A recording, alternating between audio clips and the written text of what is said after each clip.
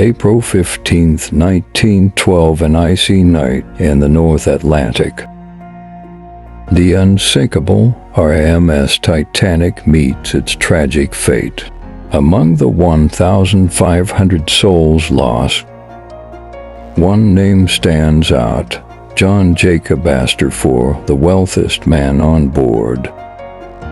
Jacob Astor IV was not just a man of immense wealth. He was a visionary, a titan of real estate, an inventor, and a writer.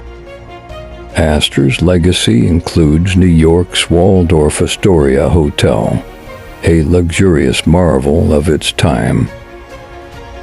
But it was his personal life that stirred controversy. In 1911, Astor, then 47, married 18-year-old Madeline Force. The age gap and his recent divorce from his first wife scandalized society. In 1912, the newlyweds boarded the Titanic, setting sail on its maiden voyage. But fate had other plans. On that fateful night, as chaos erupted, Astor's true character emerged.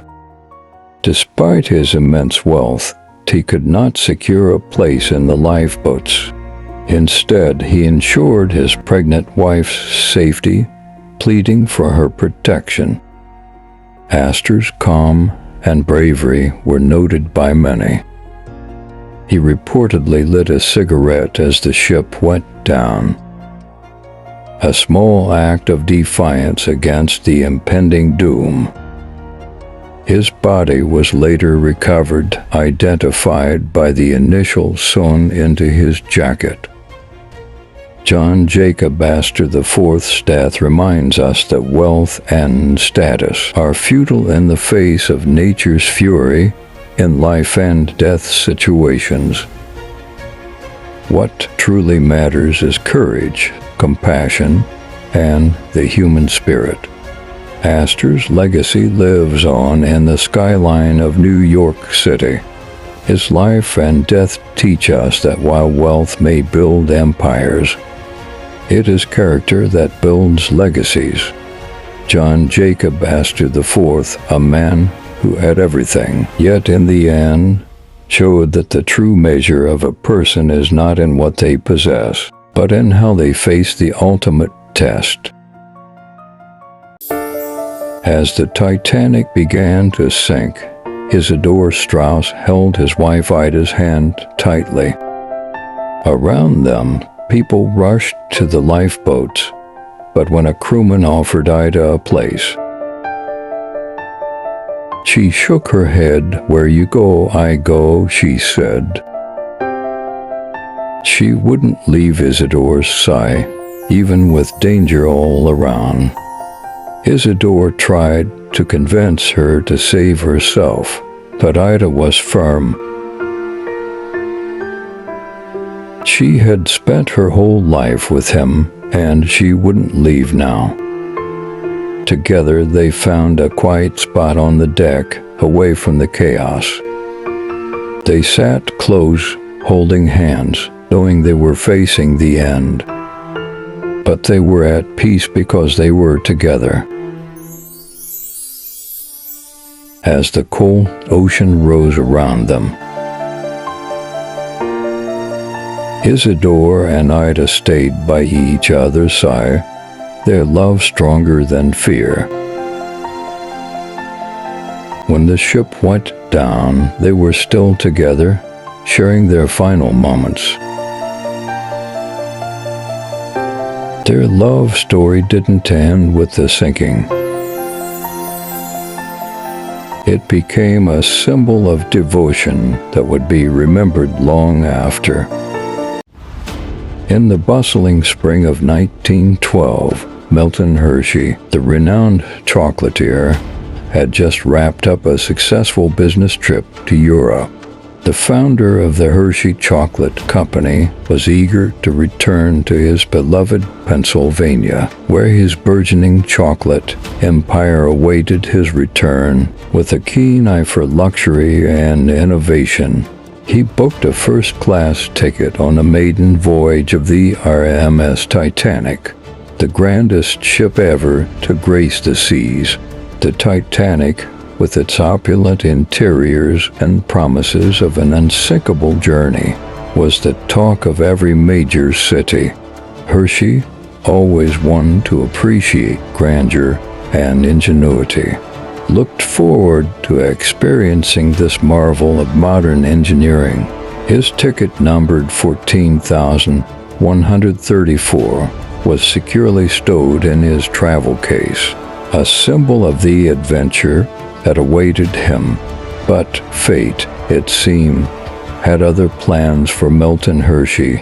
In the days leading up to the Titanic's departure, Hershey received an urgent telegram from his company. An unexpected issue had arisen at the Hershey plant, one that required his immediate attention. Torn between duty and desire, Hershey made the difficult decision to cancel his voyage on the Titanic and return home on an earlier ship. With a heavy heart, he wired the White Star Line, canceling his reservation and booking passage on a different vessel.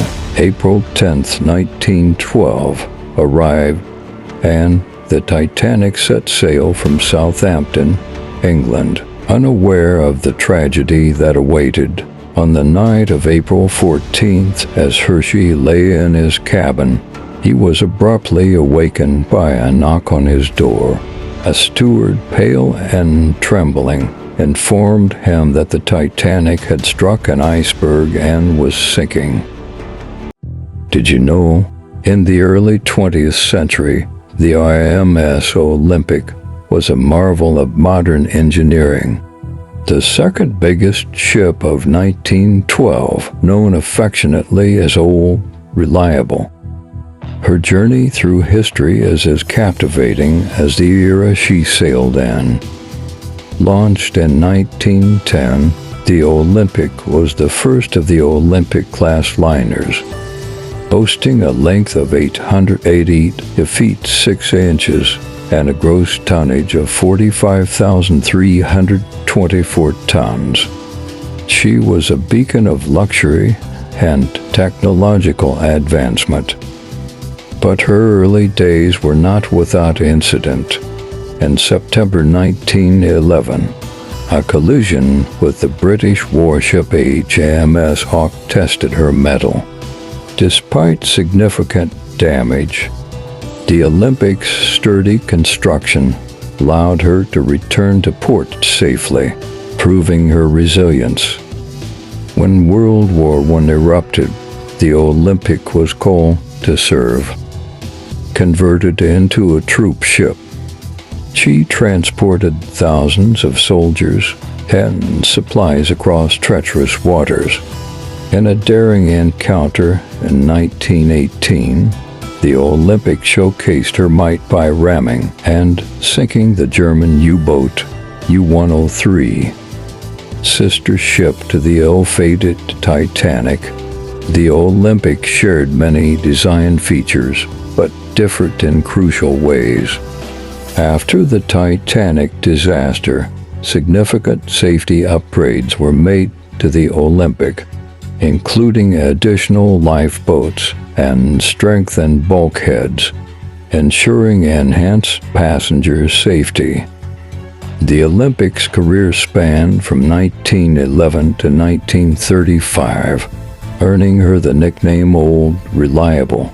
She faithfully served thousands of passengers, becoming a beloved icon of transatlantic travel. As times changed, the Olympic was retired in 1935 and eventually scrapped in 1937. However, her legacy lives on through the artifacts that were auctioned off, cherished pieces of maritime history. The RMS Olympic, a testament to human ingenuity and resilience, remains a fascinating chapter in the annals of nautical history. Her story is a reminder of an era when the sea was the ultimate frontier and ships like the Olympic, were the giants that tamed it. In the gray waters of the English Channel, the RMS Olympic, once a luxury liner, now a warship, sliced through the waves, carrying thousands of soldiers. Captain Bertram Hayes was alert. German U-boats were a constant threat. Just after dawn, the lookout cry echoed. Torpedo in the water, U-boat to port. Hayes quickly spotted U-103, a German submarine aiming to sink the Olympic. Without hesitation, he ordered the ship to turn sharply and charge at full speed. The crew of U-103 was stunned as the enormous Olympic bore down on them. In moments, the ship's reinforced bow crashed into the submarine, crushing it beneath the waves. The Olympic sailed on unscathed.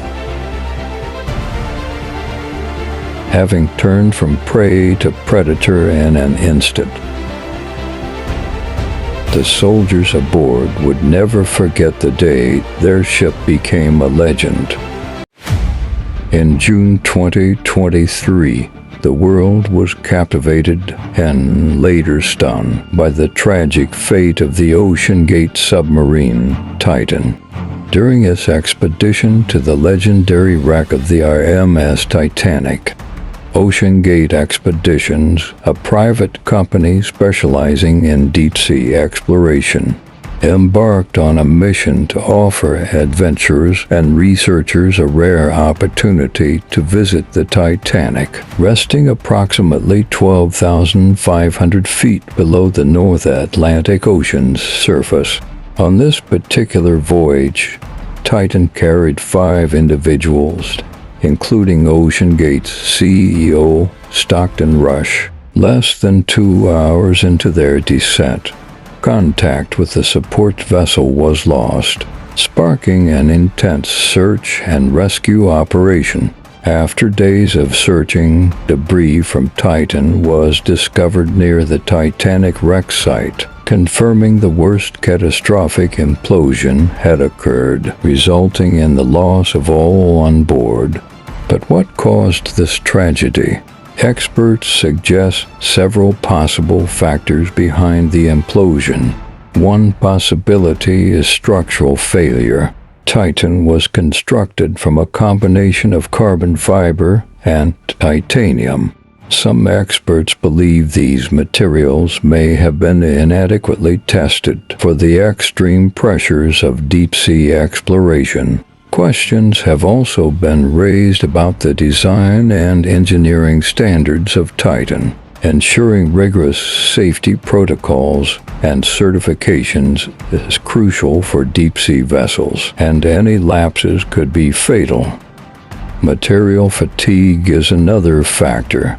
Repeated dives to such depths can weaken materials, potentially leading to sudden failures. The integrity of the pressure hull is vital. Even a minor defect could cause an implosion under the immense underwater pressure. Finally, operational factors, including human error or unforeseen challenges, might have contributed to the disaster. Thorough maintenance, inspections, and careful handling are essential for safety. As investigations continue, the loss of Titan serves as a sobering reminder of the risks of deep-sea exploration. It underscores the need for stringent safety measures and continuous advancements in technology to honor the memory of those who dared to venture into the ocean's depths.